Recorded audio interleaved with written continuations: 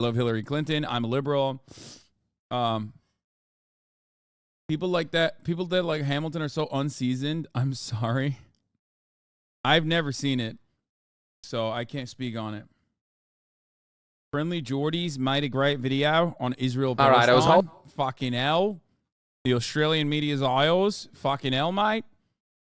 We'll talk about that, right? Maybe later. Maybe fucking later. I like that we started out with ambrosia salad, creamed onions, Lin-Manuel Miranda, and a litany of war crimes, only to fucking hit you with the top of the hour ad break. While we dive into President Joe Brandon's 10-minute speech, talking about the hostages being freed by Hamas in return to Israel. Okay, you're actually the target demographic for Hamilton? I doubt it. You're the target demographic for seeing an ad at the top of the hour, though. A 3-minute ad break. Unless you subscribe for $5 or for free with a Twitch Prime. Here's a 3-minute ad break now. Coming to you live. Tim Kaine in the membrane. Tim Kaine in the brain. Okay. As a scientist I watch already went over it. It's not a concern because only kids are getting sick, not adults. This is a result of them dropping COVID restrictions. And yes, it's being winter season. We're just getting the Western narrative on it, of course. Yeah, I already talked about this yesterday, but the Israel Minister of Communications beginning the procedure to shut down the Israeli newspaper for being anti-patriotic. Haaretz is getting clapped a little bit, which is fucking nutty. But expected. Not unexpected. I mean, this is a fascist country, so doing ethnic cleansing. This is fascism stuff.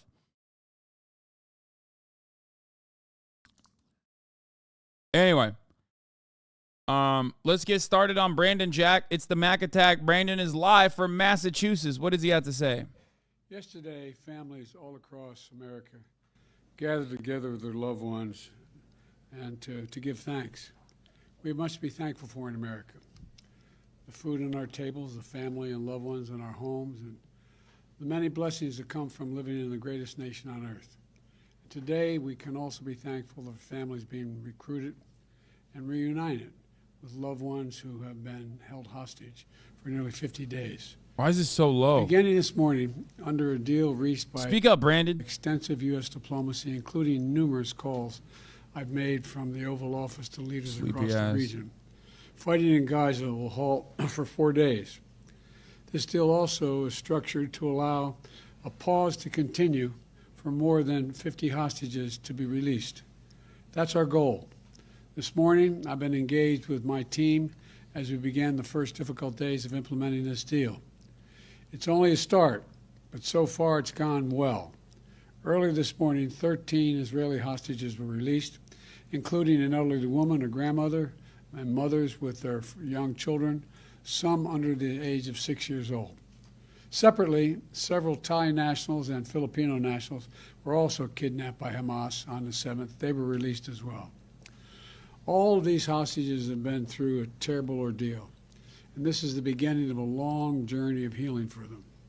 The teddy bears waiting to greet those children at the hospital are a stark reminder of the trauma these children have been through, and at such a very young age. Jill and I, Jill's with me here, keeping them all in our prayers today. Today has been a product of a lot of hard work and weeks of personal engagement. From the moment Hamas kidnapped these people, I, along with my team, have worked around the clock to secure their release. We saw the first results of this effort with the release of 2 American hostages in late October, followed by the release of 2 Israeli hostages. I've consistently pressed for a pause in the fighting for 2 reasons: to accelerate and expand humanitarian assistance going into Gaza, and 2, to facilitate the release of hostages. And over the past several weeks, I've spoken repeatedly with the Emir of Qatar, the President Sisi of Egypt, and Prime Minister Netanyahu of Israel to help secure this deal, to nail it down. And I want to thank all 3 leaders for their personal partnership to get this done. I spoke with the Emir and President el-Sisi and the Prime Minister Netanyahu again on Wednesday to confirm the elements of the engagement. As I said, today's release are the start of a process. We expect more hostages to be released tomorrow, and more the day after, and more the day after that. Over the next few days, we expect that dozens of hostages will be returned to their families. We also remember all those who are still being held and renew our commitment to work for their release as well. 2 American women and 1 4-year-old child, Abigail, who remains among those missing. We also will not stop until we get these hostages brought home and an answer to their whereabouts. I remain in personal contact with the leaders of Qatar, Egypt, and Israel to make sure this stays on track and every aspect of the deal is implemented. You know, this extended pause in the fighting brings a critical opportunity to deliver much-needed food, medicine, water, and fuel to the civilians in Gaza, and we are not wasting one single minute. Since my trip to Israel last month, I've been focused on accelerating the delivery of humanitarian assistance to Gaza in coordination with the United Nations and the Red Cross. I just spoke with my special envoy for the Middle East humanitarian issues, David Satterfield, for an update, and I've asked him. Question should always be, why didn't this deal take place immediately after? Because it was brought to the table on October 9. It was brought to the table on October 17. Why didn't it immediately start? Second question should be, wait a minute, I didn't realize Israel had 10,000 hostages that they could release, held in indefinite detention under suspicious circumstances, without any evidence whatsoever. These are certainly questions that I would ask at least. I'd be like, wait a minute, how the fuck did Israel have so many hostages that they could swap? You know? It's odd. Questions to have. Certainly, of course, it's not that like no Palestinian commits a crime. They certainly do, of course. Everyone does. Crime is a constant, especially if your material conditions are awful. But having said that, most of the Palestinians that are held in Israeli detention facilities are held under suspicion with secret evidence. Actually, I don't even want to put air quotes on that because they do call it secret evidence. They don't tell you what the reasoning is. So just something to consider. Now, those guys might be considered prisoners in American media, but they are also hostages in reality. To monitor our progress hour by hour and keep me personally informed. From the beginning, we put in place mechanisms to prevent Hamas from diverting these supplies. You're the only person calling the hostages exactly what they are, hostages, not prisoners? Yes. And we're continuing that effort to make sure aid gets to the people who need it. More than 200 trucks arrived at the crossing point in Egypt into Gaza today. How many of those 10K are children? Not all of them, obviously. Not even close to all 10K. But it doesn't matter. Like, the idea that, like, men that get arrested, the idea that, like, enemy combatant aged men getting arrested under a military court is, like, a valid fucking arrest is ridiculous. No, 40% are not under, people under 18, you mean? Yes, dude. Minors under the age of 18, yes. Just because they're Palestinian doesn't change the reality that they're still minors, okay? What is this, like, incredibly freakish fucking perspective here? I love that this is, I love that this is what we're, you know, oh, you're making fun of the headlines. Sorry, okay. I thought you were unironically doing the, because I have seen people be like, well, so many people on Twitter talking about how, like, well, a lot of them are, like, under the age of 18, but they're still, like, close to 18. And it's like, God damn, dude, what the fuck is this? In medicine, as well as fuel, and cooking gas. The fuel will be used not only to power the trucks delivering this life-saving supplies, but for desalinization, for water wells, for hospitals, and for bakeries. And hundreds more trucks are getting in position as well, ready to enter Gaza over the coming days to support the innocent Palestinians who are suffering greatly because of this war that Hamas has unleashed. Hamas doesn't give a damn about them. We also look to the future. As we look to the future, we have to end this cycle of violence in the Middle East. We need to renew our resolve to pursue this two-state solution where Israelis and Palestinians can one day live side by side in a two-state solution, with equal measure of freedom and dignity. 2 states for 2 peoples. Yeah, totally. No, definitely. That's totally valid. Thanks, man. That's definitely what's going on right now. Yeah. 2-state solution, Jack. Totally. We're going to do it. It's like, This is basically being the mouthpiece for Israel at that point. When you say, we're going to do a two-state solution, you're unironically appearing as a mouthpiece for the Israeli government to the Western world. However, you're doing a shitty job with it because you're basically doing PR for Israel in like maybe 2001 or 1996, okay?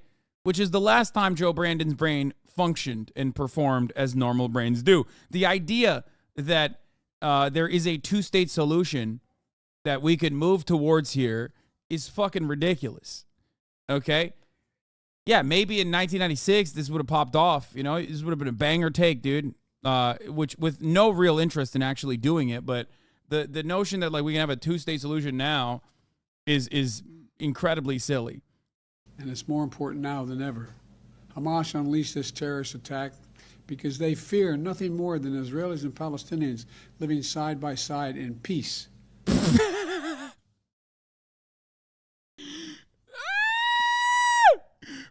Dude, Brandon is consistently the fucking worst person on Israel. Is crazy. Yeah. No, they did this. They did this because peace was so close, dude. That's why. They were like, oh man. They were sitting in the terror tunnel going, oh shit, dude. Peace is so close. Peace is closer than ever before, dude. They were like, shit, man. Oh, dude, it seems like peace is about to happen. Peace in the Middle East is about to happen. We have to attack. We have to do something. We have to stop peace. We hate peace. It's like, dude, Trump would say this, okay? Trump would say this because it would be Trump's foreign policy. Abraham Accords that completely sidestepped Palestinian statehood or independence or even autonomy and directly went to all of the Muslim nations in the region and cut separate deals with them. Okay? This was not a peace deal of any sort whatsoever. It was simply to put on paper the Gulf nations and North African nations, the Muslim nations in the region, openly dealing and trading and normalizing relations with Israel, which they had already done behind the scenes already. But this was to make that permanent and popularize it and have the world understand that this is now, we're moving away from the Palestinian issue. Israel is going to continue occupying this territory and behaving in the same way that it wants to, no matter how vicious, which was so stupid. It was such a stupid fucking thing. Like, how are you so idiotic that you assume that you can fucking maintain an occupation on 5 million people, okay, with just cause? Like, they have a just cause, not Israel. Palestinians do, in wanting to return to their homes, right? How the fuck did you think that you could just completely move beyond the Palestinians, 5 million of them literally directly living under occupation, 6 million of them living in permanent refugee status beyond, and just go, yeah, it's fine. It's fine. Israel will keep doing what it's doing, you know, mow the lawn every now and then. Like, that's so stupid. It's so dumb. What? Hamas was stupid AF? What did they expect that would happen? What? They are fanatics unlike the IRA. Hamas would become irrelevant, though. They are fanatics unlike the IRA. The occupying power sets the standard of the violence. It is the most responsible party always, okay? Hamas is fanatical in the actions that they engage in, specifically on October 7th, were brutal. No one is going to argue with you on that front.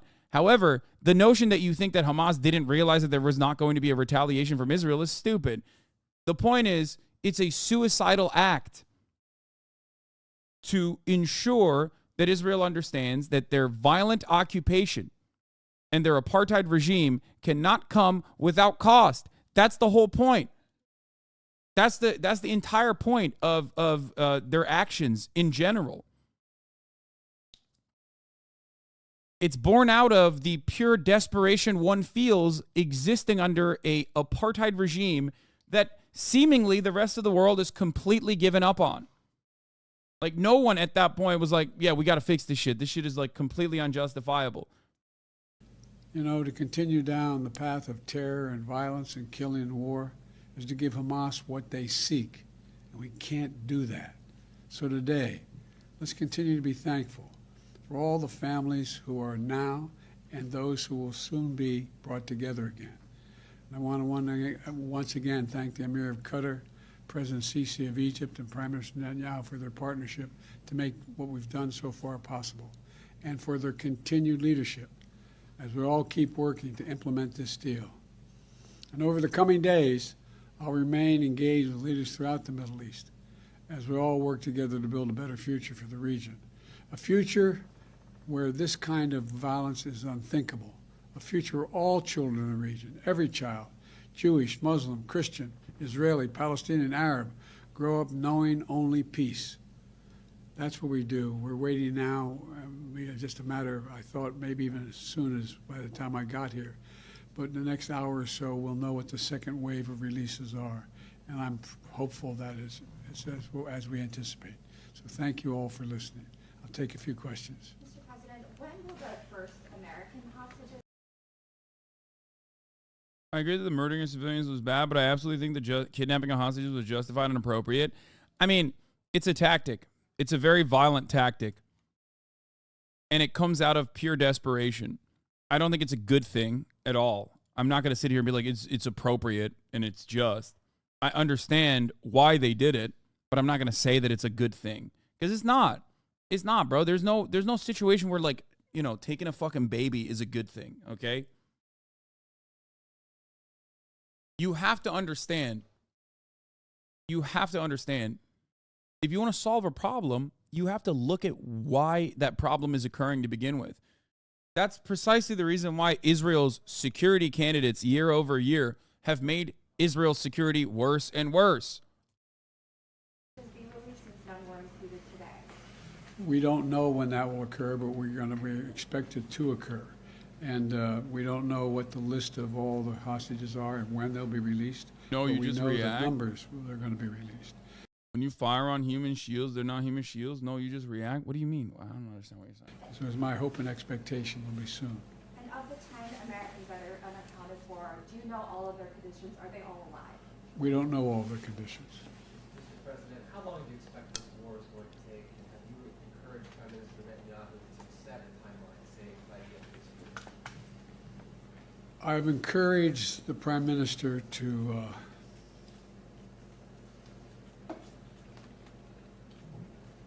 focus on trying to reduce the number of casualties. This motherfucker barely reads the teleprompter. When he's off prompter, holy moly, it's bad. It gets real bad real quick. You know what I'm saying? Like, when he's off script, he gets so much fucking worse. While he is attempting to eliminate Hamas, which is a legitimate objective he has.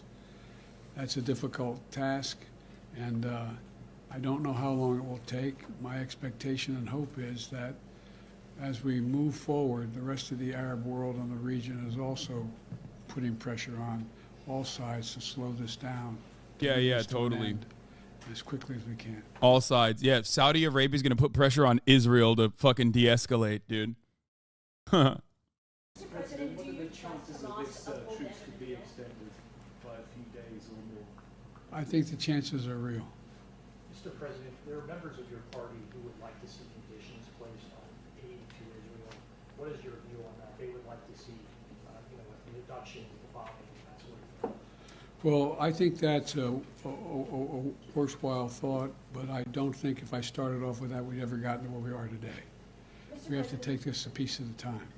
Mr. President, do you trust Hamas to uphold their allegiance? I don't trust Hamas to do anything right. I only trust Hamas to respond to pressure. Mr. President, you said you were hoping to get cooperation from Arab leaders. What are you hearing from them when you talk to them? What would you like to see them do? I'm hearing a lot, but I'm not going to speak to it right now. There's an overwhelming desire on the part of the region to, let me back up.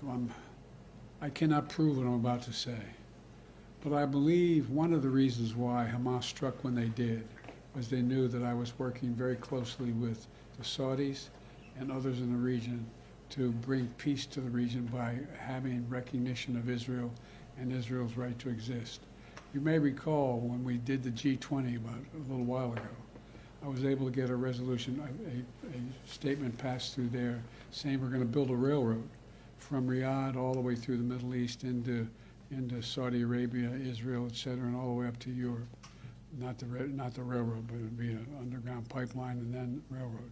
The whole idea is there's overwhelming interest, and I think most Arab nations know it, in coordinating with one another to change the dynamic. Bro's fumbling on the oil barrel prices. Bro, it doesn't matter. Russia hates him. Saudi Arabia hates him. They both like Trump and think Trump is better. And they're going to cook his ass, dude. They are going to cook his ass. I feel like oil barrel prices are going to go fucking sky high right before the election and destroy Brandon's chances. We'll see. We'll see what happens. I hope that doesn't happen, but both of these motherfuckers have openly said, OPEC plus nations have openly stated they don't really like Brandon. Brandon is a better shot of making sure that there are better relations with China so China can rein in the OPEC plus nations than going directly to them and telling them, don't do this. Because if you're Russia, you have no fucking interest in giving Brandon anything, okay? Trump is your guy. Not like, I'm not doing like the Russiagate shit, but, you know, Trump is a guy that Vladimir Putin thinks he can probably manipulate or reason with to a certain degree. And Saudi Arabia loves him. They are literally economically tied to the Trump family in general. So they see him as the savior. Israel also obviously loves Trump, but it doesn't really matter what the fuck Israel wants, really, in comparison to everything else. So, yeah, all of these guys are kind of pushing for Trump. You know who isn't pushing for Trump as aggressively? Probably China. I would suspect that in between the Democratic Party and the Republican Party, if there's one foreign adversary that is not aggressively pushing for Donald Trump, is Xi Jinping. You know, this is an elderly statesman you can cut deals with that will inevitably do the bidding of American economic interests and security. Okay? You have a better shot of applying pressure to the OPEC plus nations, or at least the most important ones, through the Chinese side by talking to Xi Jinping and being like, listen, Jack, it's the Mac attack, you know? I love you. I'll let you go to Iowa as much as you want. Do you think Iran prefers Brandon too? Fuck yes, Iran prefers Brandon. 100,000%. Iran prefers Brandon so much they haven't even attacked Israel. Like, you think pot shots from Hezbollah is from southern Lebanon is full-blown, full-scale ground invasion? No, it's not. I think that I said this already. I think that they were very quietly, and also in some instances, this is wee-woo speculation. I think both quietly and also openly, the Brandon camp was talking to Iran in reinstituting some level of normalization by maybe even moving towards denuclearization. Who knows? Most likely behind closed doors, but definitely in public as well, where they did the hostage swap. They also unfroze $6 billion of Iranian assets from South Korea right before October 7th. And I think that part of the reason why Iran hasn't retaliated against Israel as aggressively as even Israel and many other regional actors thought they would, including Palestinians, including Hamas, is partially because they assume that there is some level of good faith negotiations. I think Trump coming into power would make the situation in the Middle East significantly worse. As what you are experiencing right now is directly a consequence of Trump's Middle Eastern policy. The issue is the Brandon camp completely fucking caved and followed through to a T the Trump administration's policies. There were so many different ways in which the Brandon camp could have reined in Israel's actions. Okay? Slapped them around a little bit. They didn't do any of that, which was insane. They didn't do that. And as a matter of fact, they accelerated it by quietly giving whatever reserves that we had to Israel, sending munitions with unprecedented secrecy, not even like showing the actual assessment, the actual accounting of like what kind of weapons were being sent to Israel. That's insane. That's insane. It's almost like foreign policy has nothing to do with the party in power. I often do say that American foreign policy is bipartisan. However, like there is a difference between good statecraft and good statesmen and bad ones, okay? This is why I've said what I've said about Hillary Clinton. I think Hillary Clinton is evil, right? I think Hillary Clinton is evil because she knows better and she still acts out in these like bloodthirsty ways. However, and I would say the same thing about Joe Brandon as well. Well, Joe Brandon, not himself personally, but the people that are his major advisors here, because his brain is mush. It's tapioca pudding. Trump was better still?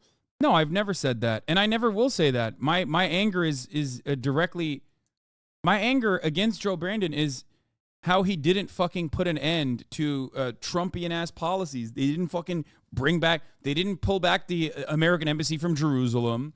They didn't put any fucking checks on Israel. Israel continued to be more and more far right. You've said this before. Democrats calcify Republican legislation. Exactly.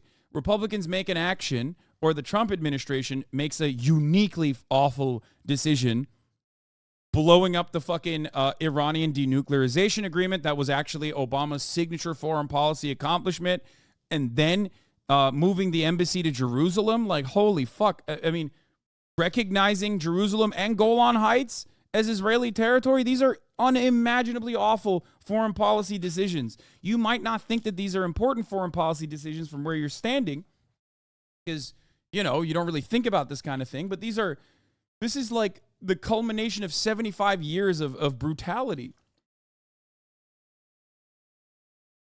And when you let that happen, when you let that unfold and you just unshackle Israel and tell them to go crazy, go nutty with it, you're grossly ignorant if you think Biden is just Trump light.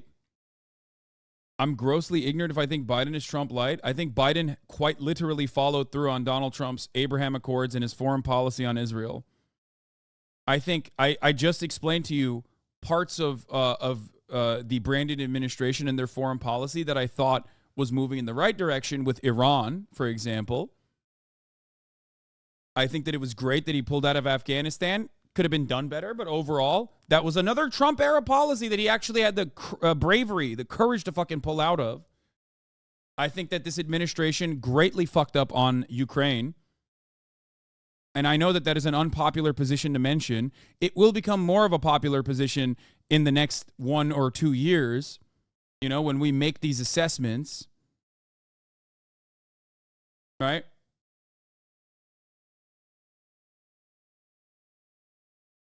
But overall, the difference between the Democratic Party and the Trump part and the Republican Party, or the Trump administration, should be significantly larger than what we are seeing right now. Okay? What we are seeing currently is not a major difference, and that's unacceptable. Because the difference between the Obama administration and the Trump administration was grave. Okay?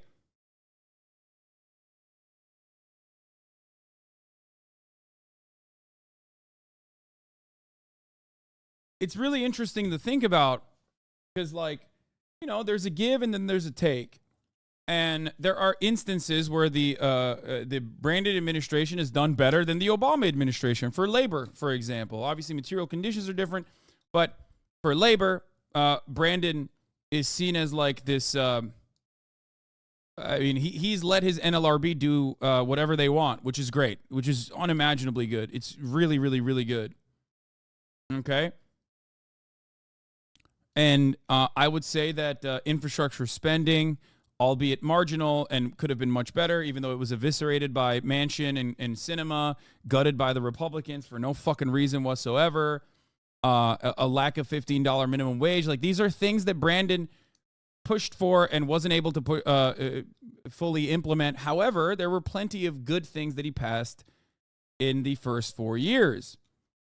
Okay, it still moved the needle in the correct direction. Now, I think this is an honest assessment. Like I'm looking at this. Yeah, the IRA was great. Like the Inflation Reduction Act could have been much better, but it's good. It's moving the needle in the correct direction. However,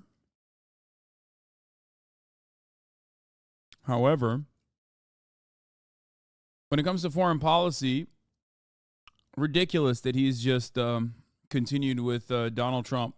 In their region for longer-term peace. And that is what I'm going to continue to work on. Thank you all very, very much. I appreciate it. Thank you. Anyway, the number here it is. Red Cross says 24 hostages have been released, and this is happening all day of today. ambulances there shows you, obviously, the concern for the well-being of each of these individuals. The IRA is great, clipped and chimped. Wait, what do you mean? I have said the IRA is great, not for the Inflation Reduction Act. I've said the other IRA is great, too. I don't give a shit. Hostages being released right now. There's Rafa. Hang on. There's a little girl.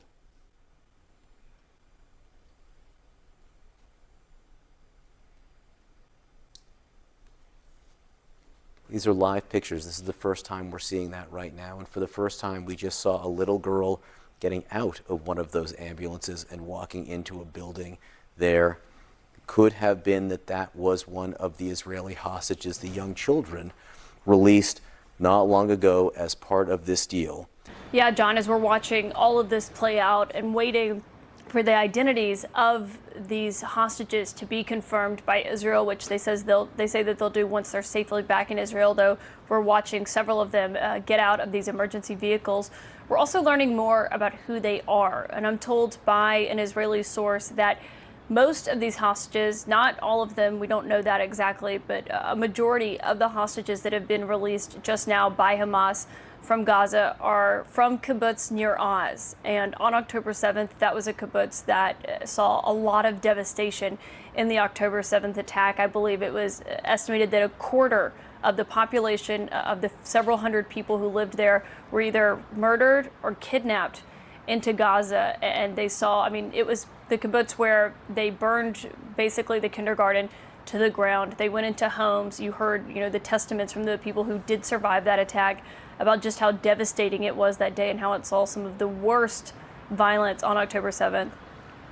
John, we're now seeing, as we're hearing, that they are from kibbutz near Oz. The majority of these hostages, right now we are watching a line of people now boarding. They'd gone inside after getting out, now getting onto a bus. You can see an elderly woman. She is stepping into that white bus with assistance right here.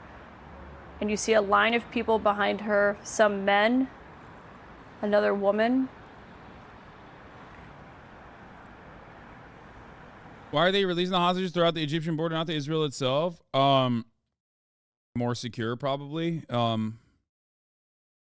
There is a lot of footage that is coming out of this stuff, and I'm looking at like analysts and what they're saying of the footage in general.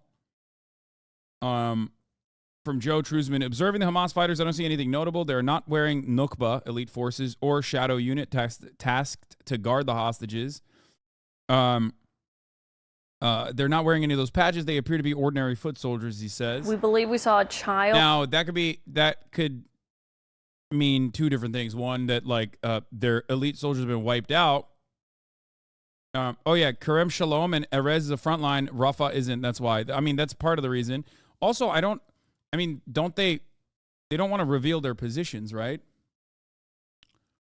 At the beginning of the line, it's unclear if it was the same child that we saw earlier. We know that we have heard from Egyptian sources that several Hamas will pay if any harm to the hostages, says Jimmy Long. Jimmy Long is going to go down there and what are you going to do, bro? Do genocide harder? Like, what the fuck are you saying? Of the hostages who are being released today, not just those 13 Israeli hostages, also several Thai nationals as well who were kidnapped by Hamas on that day. And They appear to be boarding this bus right. Israel's desperately searching for hostage media training so they don't say nice things about their captors. First of all, they're probably not going to say nice things about their captors. The point is not about saying nice things about your captors. The point is saying like that they took care of us actually and like our needs were met. You know what I mean? Like they're terrorists, but you know, they weren't like barbarically raping and slaughtering us in the tunnel system. Like anyone that doesn't say that is going to look bad. And by the way, this is not my assessment of the situation. Channel 12, I believe, in Israeli media, openly talked about how there will not be a blockade or a censorship in the Israeli hostages speaking. However, they will engage in media training. Where is it? Let me see if I can find it. Only democracy in the Middle East that work. Yeah. Did you see the clip of the convicted American spy for Israel? He says they should shut up the hostage families. Yeah, of course he says that. He's fucking insane. Here's some videos of the hostage release. Video of moments of Israel hostages were transferred from Hamas, the Red Cross. We're going to talk about that as well. This is directly from the resistance fighters. I know. I'm going to show you all that. What I'm looking for right now is specifically what I want to show you right now, and there's going to be a lot of footage like this coming out of like Palestinian children finally seeing their parents once again as well, because there was hostages on the Israeli side as well that were released. I don't want to just talk about this. Hold on. I'll show you this in a second, but there's more. I'm trying to find the channel 12 snippet that said the hostages that were released, the Israeli hostages that were released will be able to speak, but we will put them through media training. An old video. Clear. Prisoners released in East Jerusalem, 49 women, some taken as minors, and one minor had their homes raided before the release. Yeah. Let me see. Because the Lifshitz, by the way, the tab before. Oh, this is an old video or what? Which one is an old video? This is an older video?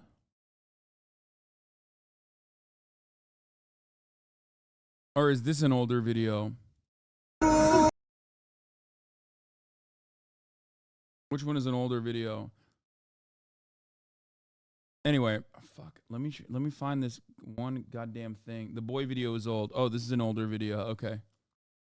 Bro, do you not get the holidays off? Brother, I'm my own boss, and no, I do not get the holidays off.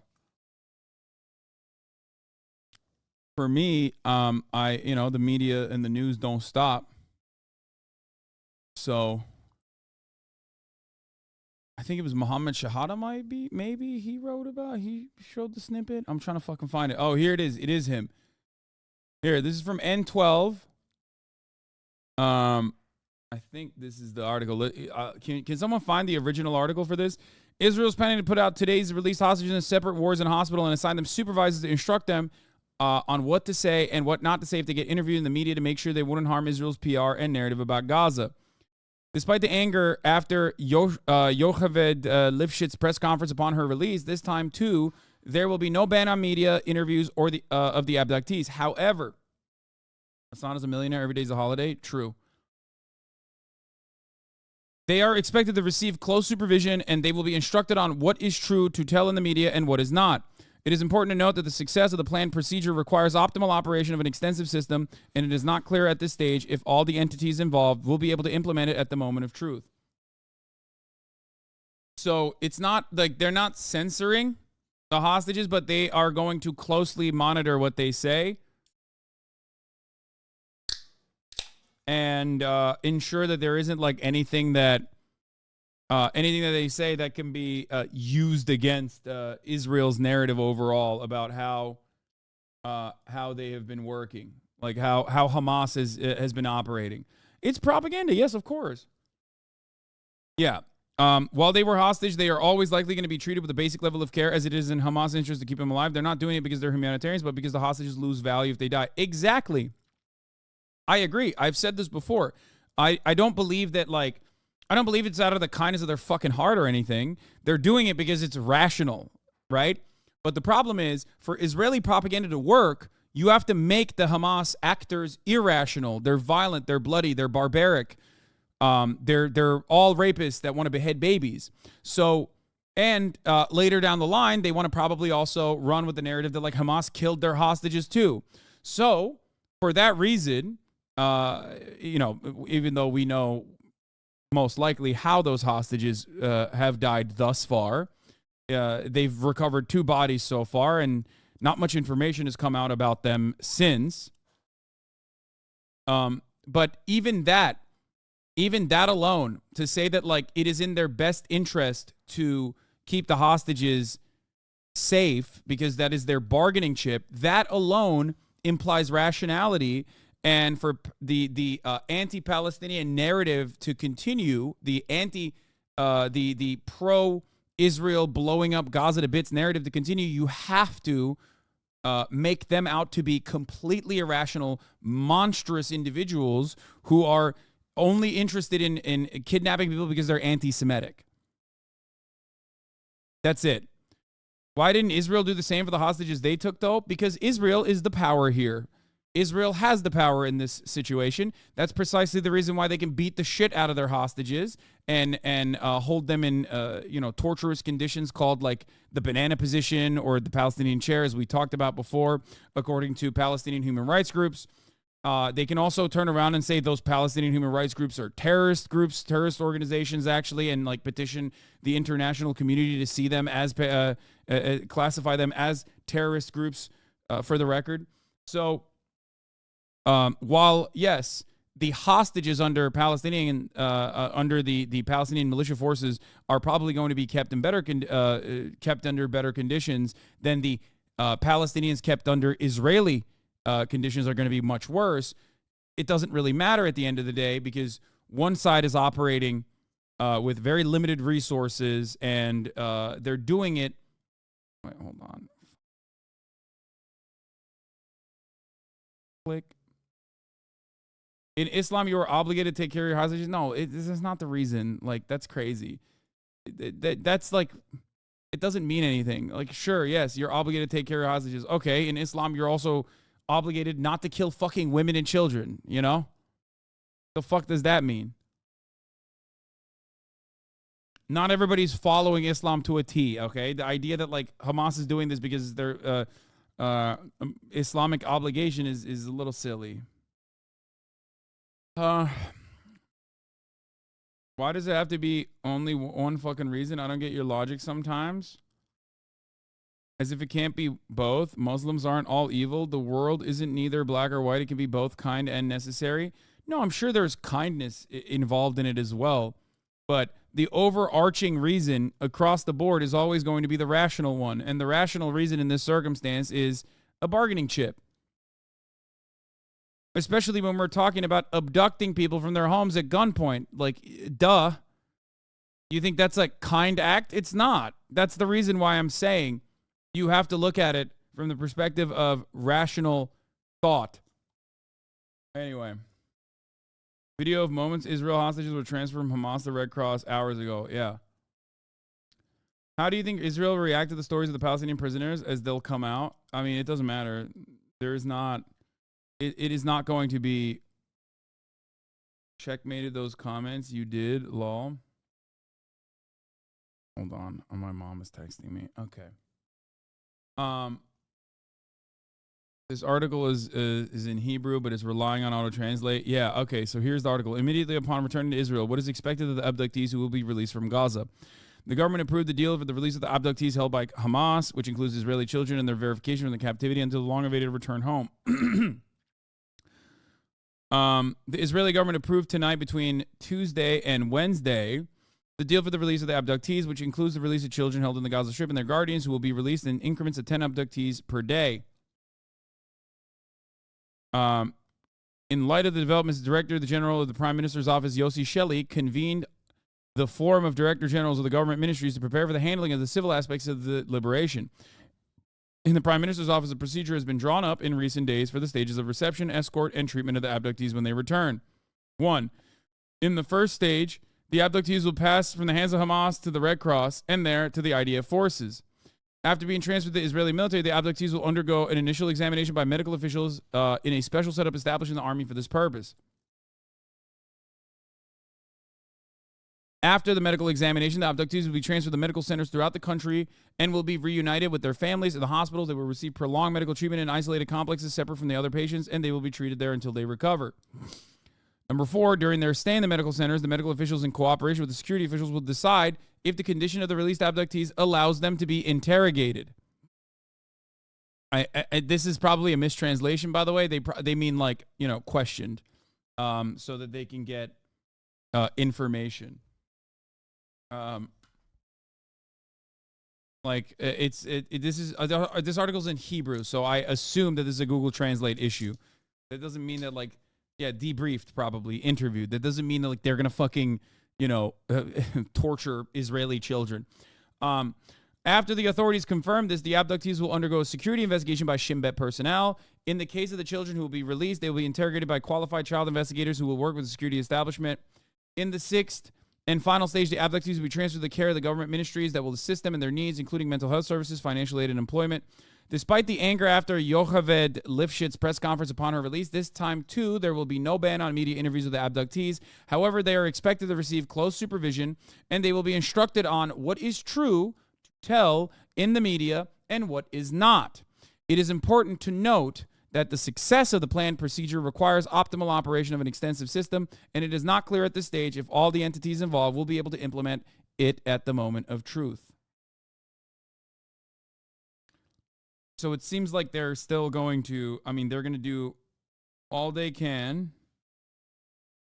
They're going to do all they can to control the message that comes out from the hostages. Because the reason why they have to do that is because if you show anything that goes against, these guys are all barbaric, these guys are all rapist monsters who want to fucking behead children and shit, all of a sudden, that breaks away from the propaganda that you must cut. Because mostly Islamophobic anti-Arab sentiment is what guides Israeli propaganda. You have to consistently fucking churn out information. No, even if someone is like, these guys are terrorist fucking assholes, but they gave me food, you all of a sudden break through from that, and you have someone who is going to be seen as broadly sympathetic in mainstream media across the board in Israel, that will now be able to communicate that it is not the way that you think it is. It doesn't have to be. I'm not even saying this is because they're kind individuals, right? I'm not saying that at all. It's just that even though it is rational for them to treat the hostages with delicate care, specifically because they are a bargaining chip for Hamas and the Palestinian militants, it is still required by Israeli propaganda to ensure that you don't even think of them as rational actors. Right in front of us, John. Yeah, so again, 13 the question Israeli is what's hostages.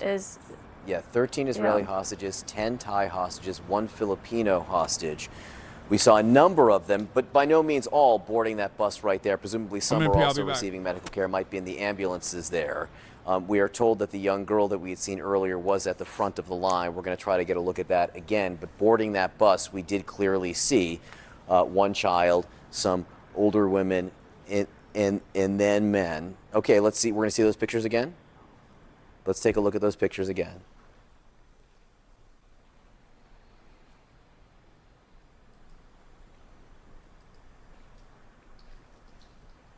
At the front of the line there, you saw a younger girl, an older woman. Here's a different vantage point there.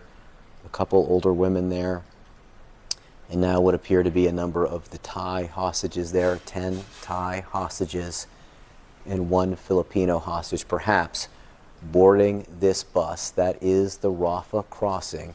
We can't be sure where that bus will go, but it's possible it will head not far. We're talking about a mere number of a small handful of kilometers south to the Kerem Shalom crossing, and from there it would enter Israel. They're in Egypt right now. This group of hostages there, apparently the Thai men, and also perhaps one Filipino hostage boarding that bus. Caitlin, where earlier we did see the first person to get on was that girl, that young girl that we saw, now free after 48 days in captivity. What's next for this bus? We are not sure, but within the next several hours, all of those people, we presume, will be back. Yeah, they released 10 Thai citizen workers, one Filipino. I assume that the Thai citizens and the one Filipino were probably workers. Pinoy gang.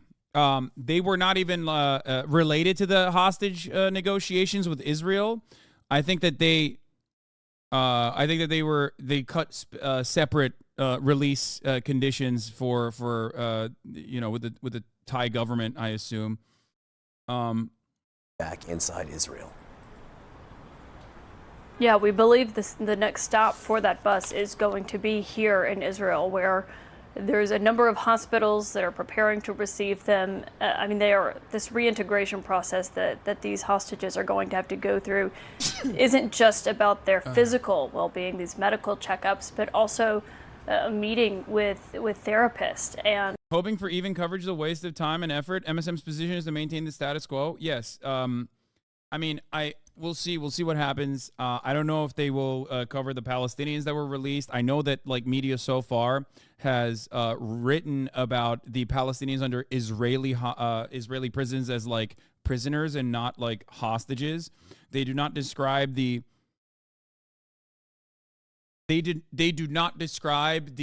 gruesome conditions that Palestinian children and women are subjected to.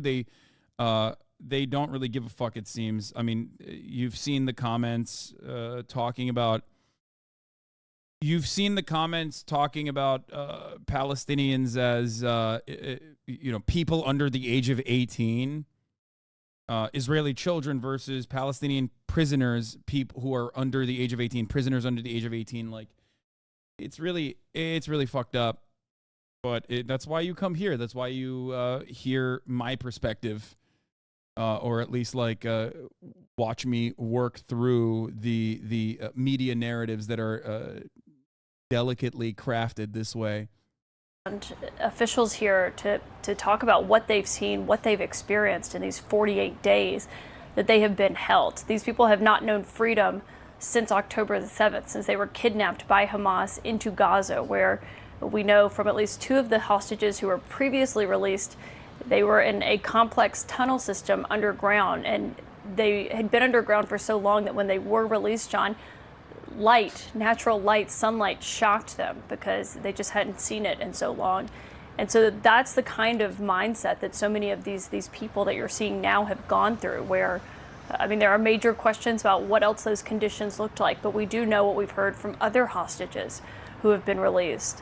One thing that we were told is as soon as these hostages, the Israeli hostages at least, made it to the border, they were going to try to facilitate a phone call with their family members. They weren't able to immediately be reunited with them, but they at least wanted them to have that moment, to have that first conversation with a loved one that they have not been able to have for so long. And it's just a huge sigh of relief for so many of these families to see this actually unfolding, and obviously still waiting for them to actually get here into Israel. One of the places that we do expect the hostages to go soon, and that's the Hatzarim Air Base. You can see inside Israel. So Rafah here, and then presumably they'll move somewhere back into Israel, either crossing here or here, and then travel to the Hatzarim Air Base. That's where our Matthew Chance is with the latest on what you're seeing. Matthew. Anyone tell me why they have Thai prisoners? Israel utilizes a lot of foreign, immigrant labor, much like many of the other countries. It's cheaper, and you can manipulate foreign laborers. I mean, we do it in America in under illegal means, but we also do it through the legal system with the H-1B visas and shit like that. So it's not an unfamiliar sight. And what ended up happening on October 7th was they grabbed whoever the fuck they could, including Arabs, Palestinian citizens of Israel, and also foreign workers and whoever the fuck they could. So they ended up nabbing a bunch of Thai workers as well. That was the reason why the original assessment from the Israeli government was that only 200 hostages were taken, because they didn't even fucking know how many Thai hostages were taken. They didn't even recognize it at first. That's why the number went from 200 to, like, I think 230. That's right, John. Here at the Hatsarim Air Base, preparations have been underway for some time to cater for this arrival, this first stop in the arrival of these 13 Israeli hostages, perhaps the nationals from Thailand. 239, yeah. Thailand I don't know the exact numbers as well, I though might it's get it unclear whether they'll be coming directly here as well. We're trying to get clarification on that. But yes, it's going to be a sensitive operation. You saw those people heading towards the bus in the live video that we've been watching. Our understanding, according to Israeli military officials on the ground here at the airbase that have been speaking to us, are saying that the plan at the moment is for these hostages to be driven. They say the hostages are free now, but I worry they'll become political pawns now. I think there's a lot of distaste for Netanyahu. If I'm fucking held a prisoner for 48 days, knowing full well that, like, this hostage negotiations probably could have happened, 25 to 30 days prior, I'm going to be kind of pissed at Netanyahu. The entire country's pissed at Netanyahu. They're going to probably say some shit like, yeah, these guys are fucking terrorists. They kidnapped us. You know who else is a terrorist? My goddamn government, who didn't fucking do anything to get me back and kept bombing the fucking structures above my head, almost killing me. So, especially when you consider that, like, a lot of the people that they nabbed were from the kibbutzim, some of which that worked directly with the Palestinians and shit. Brother, what? Hamas literally denied any negotiations until now? Where are you getting this information from? Notice how he shifted the blame to Israel when it has nothing to do with Hamas literally holding hostages, which you denied even happened. Wait, what? I denied hostages? Why are so many of the Hasan actually is like Hasan is a terrorist guys just hallucinating now? Like, most of the people who are coming in here nowadays to be like, Hasan, your coverage on this is fucking abhorrent. It's abysmal. I hate it. Now come in here literally to just, like, hallucinate. Like, they were talking about the tunnels under Al-Shifa, which I openly said were most likely made by Hamas. And because that doesn't go along with their narrative, because they think I'm, like, one-track minded and I'm just, like, spreading misinformation all the fucking time in their minds, that they literally just made up the fact that I said, these are Jew tunnels. These are Jew tunnels. Like, it's insane. Brother, if it requires you to hallucinate what my positions are, why do you even come in here? To just watch the top of the hour ad break? Like, is that what's going on? Is that why you come in here? To give me money? Is that what it is? Because at the top of the hour, there's a 3-minute ad break. You've said Hamas built tunnels 100 times. I know. It is so weird. My haters are like, I don't really give a fuck what he's saying. I'm just going to make up what he's saying anyway. You know what I mean? It's like, oh, shit, he agreed with me. Well, I'm going to assume that he disagrees with me and, like, go off of that anyway. You're a tunnel expert as well? I know. That was, like, the meme that people were making. Like, oh, it's a typical tunnel expert. It's like, I'm not. I'm fucking literally looking at other tunnels and saying that the Israeli position on this is not far off and is most likely correct. Here's a 3-minute ad break now, by the way. This is the role and logic of a hater. This motherfucker said, I've denied that Hamas ever took hostages. Listen, I understand what you're saying, but a lot of Hamas supporters are shifting the narrative. If your conclusion is different, I apologize. Never called you a terrorist. Nice try. First of all, you literally said, I have denied that Hamas took hostages. You just made that up. I've never said that. You made that up. Then you said, Hamas literally denied any negotiations until now, which is not true. Like, you just brought forward something that is completely, objectively, utterly incorrect, according to at least third-party involvement in the negotiations process. Then you said never called you a terrorist, nice try, which I wasn't even talking about you at that point. I was talking about like every other motherfucker that comes in here and says this kind of shit. Yeah, Hamas never denied that. It would have taken likely weeks anyway to negotiate the fine details, but I don't believe, at least for the last month or so, that Palestinian militants weren't on board with negotiating. Yeah, 100%. And then you said, listen, I understand what you're saying, but a lot of Hamas supporters are shifting the narrative, and you have looped me in with what you consider to be Hamas supporters. I don't know what you mean by that. But it's so odd. It's so fucking odd to make this statement when Netanyahu rejected a ceasefire for hostage deal in Gaza on November 9th, but even before then. On the 17th of October, as far as I understand, if I'm remembering correctly, I think it was on the 17th of October. That was the first time where, through back channels in Qatar, the first hostage swap negotiations were put forward. And at the time, and continuing after, okay, here, I mean, this is, again, yeah, look at this. This is from the 17th of October. Hamas officials willing to release all civilian hostages if bombing stops. You don't remember, because you probably didn't even hear about it, but they were talking about releasing hostages from the jump. The entire reason as to why they wanted to release the hostages, or the reason why they got hostages to begin with, was specifically because they wanted to do a hostage swap with the 10,000, or before October 7th, it was like, I think it was 6,000, 7,000, but reached up to 10,000 after October 7th, hostages that Israel held under indefinite detention. Hamas says Israel refused to receive 2 hostages. Israel calls it propaganda. They released those 2 hostages anyway. Lifshitz was one of them. It's so weird. Wait, what? What am I missing here? Anyway, where the fuck is the guy who was saying Israel took 6,000 hostages on October 7th? No. They ramped up their daily hostage taking from 10 to 15 to 120 per day after October 7th. Listen, I understand what you're saying, but a lot of Hamas supporters, hey, just trying to be honest, I've seen a lot of stuff regarding calling stuff early, misrepresenting stuff. The Palestinian bias is not safe. First of all, the Palestinian bias is safe. If you have any kind of fucking morality in the situation, yes, Palestinians across the board are victims in this circumstance. Israelis are victims in this circumstance as well, okay? But they're victimized in an entirely different way, not through direct violence on October 7th, which they were victim to. Some Israelis were certainly, okay, and their family members, but they're victims to living under an apartheid regime that fucking rots them to the goddamn core, where they start dehumanizing Palestinians and also thinking that all Palestinians are a fucking monolith. This happens as a secondary impact, okay, as a secondary consequence of maintaining an apartheid regime.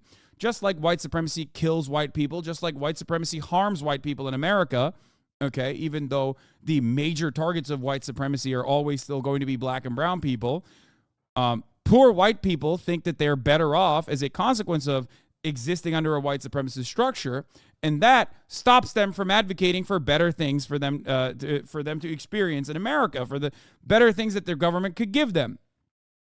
Just like in Israel, the government has become far too right-wing over the course of the past couple of decades without many Israelis recognizing that reality, because they think security is the major reason as to why they're voting for these far-right candidates over and over and over again. That is a byproduct of the never-ending cycle of reinforcement that is anti-Palestinian, that all Muslims are terrorists, all Palestinians are terrorists. They just want fucking, they're all Jew haters. They want to kill all Jews. They want to kill all Jews. When you get that message pumped into your brain every fucking day, and you have to ritualistically dehumanize your victims of the apartheid regime that way, because otherwise many people are going to snap out of it and say, what the fuck are we doing here? These are people. This is unacceptable. Okay? That is how you lose sight of your own civil liberties, as it happened in this last iteration, in the last 5 times the government tried to fucking build itself. Notice now they've been caught hallucinating your supposed stance is all just vibes. Exactly. It's so odd that so many of the people that come in here thinking that I have a perspective are completely oblivious to what that perspective is. They just don't fucking understand it at all. They've been duped. And instead of going back to the places that duped them, instead of trying to understand what my position actually is, okay, they just continue going into this like reinforcement cycle where they think, nah, I'm just doubling down. I'm just doubling down. Please, just be a little bit more open-minded. Once again. Damn, this guy's good.